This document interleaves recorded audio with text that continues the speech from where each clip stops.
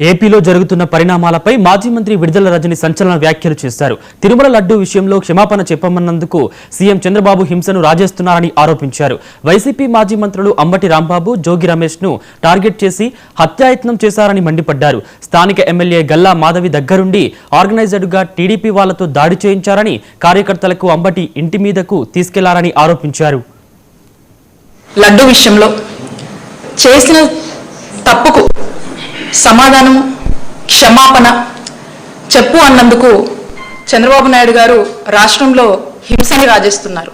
ముఖ్యమంత్రి స్థానంలో ఉండి శాంతి భద్రతలను కాపాడాల్సినటువంటి వ్యక్తులే రాష్ట్రంలో హింసను రాజేస్తున్నారు. గత 3-4 రోజులుగా మనం చూస్తూ ఉన్నాము ఏ విధంగా టీడీపీ గుండాలు బరి తెగించి రెచ్చిపోతున్నారు. మాజీ మంత్రులను అంబటి రాంబాబు గారును, జోగి రమేష్ గారిని వారి ఇంటిపైన ఏ విధంగా దాడులు చేసి ఏ విధంగా హత్యాయత్నం చేశారో రాష్ట్ర ప్రజలంతా కూడా చూశారు. ఇదేదో అన్ఎక్స్పెక్టెడ్గా జరిగింది కాదు. ఇది ఖచ్చితంగా ఆర్గనైజ్డ్గా, ప్లాన్డ్గా భయభ్రాంతులకు గురి చేసేటువంటి దాడిలా మనం చూడాల్సినటువంటి అవసరం ఉంది.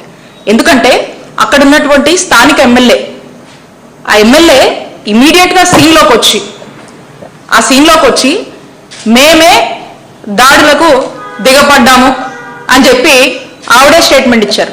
అందరూ కూడా చూశారు.